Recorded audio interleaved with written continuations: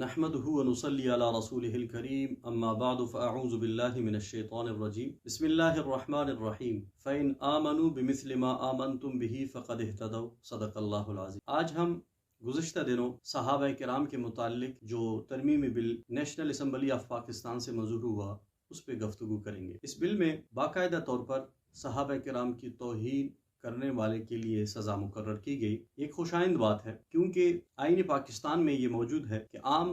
کسی شہری کی اگر توہین اور تضحیک کی جائے تو اس کے لیے باقاعدہ 5 سال کی سزا اور 5 لاکھ روپے جرمانہ مقرر کیا گیا ہے۔ لیکن اگر کسی صحابی اور صحابیات میں سے کسی کی توہین اور تضحیک کی جائے تو اس کے لیے 3 سال کی سزا مقرر کی گئی۔ ہم سب جانتے ہیں کہ صحابہ کرام معیار حق ہیں۔ صحابہ کرام وہ جماعت ہے جن کے ذریعے قرآن پاک اور احادیث مطہرہ میں ملا۔ علمی طور پر قرآن اور احادیث اور عملی طور پر صحابہ کرام کی جو جماعت ہے یہ ایک نمونہ ہے آنے والے قیامت تک انسانوں کی، کیونکہ انہیں معیار حق قرآن نے قرار دیا، انہیں معیار حق رسول اللہ صلی اللہ علیہ وسلم نے قرار دیا۔ جو آیت میں نے آپ لوگوں کے سامنے تلاوت کی اس میں اللہ تبارک و تعالی واضح طور پر فرماتے ہیں کہ تم لوگ صحابہ کرام کی طرح ایمان لے آؤ پھر ہدایت پاؤ۔ اور اللہ تبارک و تعالی نے صحابہ کرام کے متعلق فرمایا محمد الرسول اللہ والذین معہ اشداء علی الکفار رحماء بین۔ آپ صلی اللہ علیہ وسلم نے صحابہ کے متعلق فرمایا تھا کہ میرے صحابہ ستاروں کے مانند ہے، تم ان میں سے کسی کی بھی اتباع کرو گے ہدایت پاؤ گے۔ یقیناً صحابہ کی جماعت ان کے بعد کوئی بھی ان کے ہمسر نہیں ہو سکتا، نہ ان کے اعمال تک ہمارے اعمال پہنچ سکتے۔ انہوں نے آپ صلی اللہ علیہ وسلم کی صحبت اٹھائی، آپ صلی اللہ علیہ وسلم کی تربیت میں رہے، آپ صلی اللہ علیہ وسلم نے انہیں قرآن سکھایا، ان کا تزکیہ کیا، ان کی تربیت کی، ان کے اعمال ٹھیک کیے۔ لہٰذا ان کی توہین اور تضحیک کہاں برداشت کی جا سکتی؟ اگر ان کی توہین ہو، ان کی تضحیک ہو، ان پر تنقید ہو، ان پر طعنہ زنی کی جائے تو گویا اس سے اسلام مجروح ہو جاتا، اس سے نعوذ باللہ رسول اللہ صلی اللہ علیہ وسلم کی رسالت مجروح ہو جاتی کہ وہ جماعت جس کے ذریعے میں قرآن ملا، جس کے ذریعے میں دین ملا، وہ اگر محفوظ نہ ہو، وہ اگر طعنوں سے، تضحیک سے، توہین سے محفوظ نہ ہو تو پھر ہم کیسے باعتماد صحابہ کرام کو سمجھیں یا صحابہ کرام کو امت مسلمہ میں دنیا میں باعتماد بنا۔ اس لیے اس قانون کی اشد ضرورت۔ مجموعہ تعزیرات پاکستان 1860، ضابطہ فوجداری 1898 اور یہ ترمیمی بل جو 2020 میں پیش کی گئی، جس پر باقاعدہ جمعیت علماء اسلام کے MNAs مولانا مفتی اسد محمود، مولانا سید محمود شاہ، مولانا صلاح الدین و دیگر ہمارے ممبران اسمبلی کے دستخط کے ساتھ یہ بل پیش کیا گیا اور جسے قائمہ کمیٹی کی طرف بھیجا گیا اور وہ بل قائمہ کمیٹی میں منظور بھی ہوا،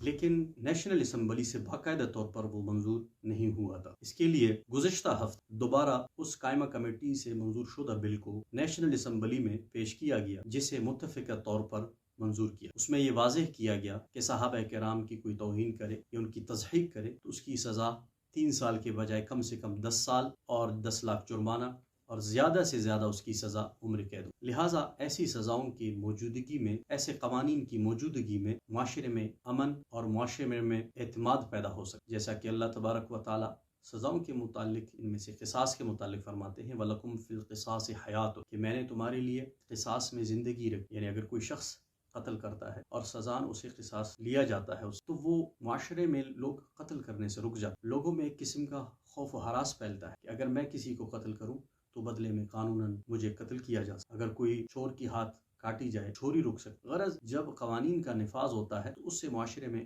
امن ہوتا ہے اور اس سے شانتی اور سکون پھیل جاتا ہے۔ لہٰذا صحابہ کرام کے متعلق یہ جو قانون پاس ہوا ہے تو اس سے یہ فائدہ ہوگا کہ لوگ صحابہ کرام کی توہین نہیں کریں، ان کی تضحیک نہیں، ان پر طعنہ زنی نہیں کریں اور ان کے خلاف کوئی بکواس کرنے کی جرت نہیں کرے۔ یقیناً آئین پاکستان جب اسلامی ہے، اس میں واضح طور پر لکھا گیا ہے قرآن و سنت کے ہدایات کی روشنی میں قانون بنیں گے اور باقاعدہ اسلام کے ہدایات کے مطابق قانون سازی ہوگی۔ اس متعلق تمام مسلمانوں میں ایک خوشی کی لہر دوڑ گئی۔ یہ قانون کسی مسلک کے خلاف نہیں ہے، کسی جماعت کے خلاف نہیں، بلکہ گزشتہ عرصے ایک پیغام پاکستان کے نام سے پیش کیا گیا جس میں تمام مسالک کے علماء کرام موجود، اس میں بھی متفقہ طور پر واضح کیا گیا کہ صحابہ کے کرام کی توہین کوئی برداشت نہیں کر سکتا، نہ کسی کو اجازت ہے کہ وہ صحابہ کرام کی توہین۔ لہٰذا ہم یہ سمجھتے ہیں اس قانون کی وجہ سے پاکستان میں باہمی چارگی اور باہمی محبت و الفت رواداری کی فضا قائم ہوگی، اور اس سے یہ واضح ہو جاتا ہے کہ کہیں پہ ایسا کوئی واقعہ پیش ہو جائے، کہیں پہ کوئی ایسا واقعہ سامنے آ جائے کہ کسی صحابہ کی توہین ہو گئی، نعوذ باللہ اس کی تضحیق کی گئی، اس متعلق باقاعدہ طور پر متعلقہ اداروں کو اطلاع کرنا چاہیے۔ کسی بھی شخص کو اجازت نہیں ہے کہ وہ